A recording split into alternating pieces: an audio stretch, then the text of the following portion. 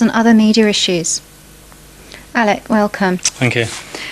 You've represented Great Britain in the past 3 years in a major world championship that is, of course, Conkers. Alec, are you serious? Very serious. This is a skilled, honed challenge of grown men and women fighting each other out in battle. So how many people get involved in this sport? It is actually quite a big issue. For example, this October there will be around 400 men taking part and 200 women who will be joining. And we tend to split into teams or individual championships. And there tends to be a crowd of around 5,000 people.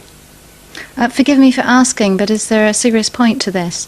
Yes, it gets us out officially drinking, practicing talent and skills in a championship arena, plus the fact, though, that, of course, we are raising money. We are raising money for the RNIB.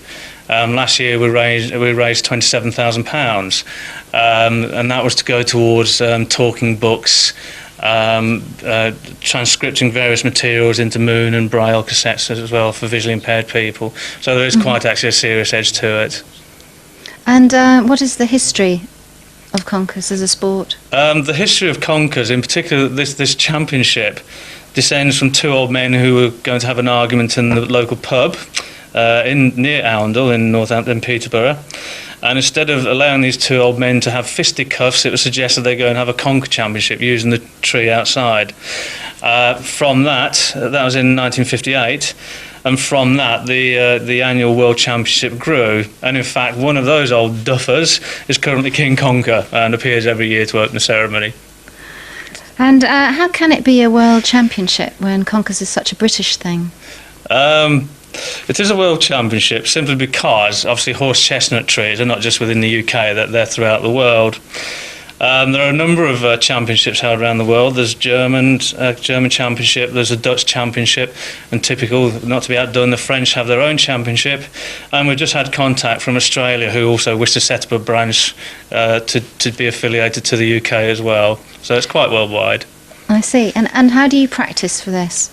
We tend to start at the pub at 6 o'clock, heavy drinking through to 8 o'clock, which helps to steady the nerves, and then practicing for 8 o'clock for about 10 minutes, and then on the morning of the championship.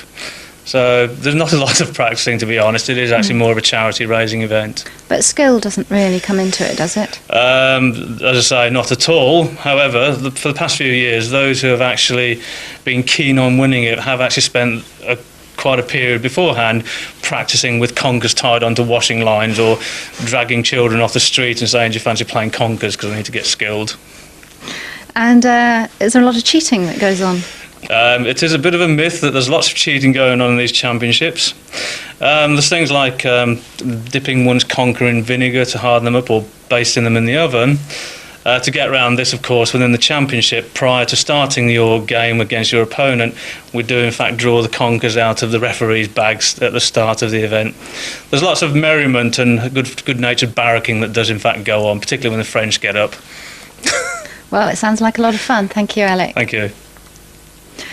Well, that's about all we have time for today. Please join us again in the next programme when we'll be taking a look at that other phenomenon from Channel 4, their new channel dedicated to entertainment, E4. Until then, goodbye.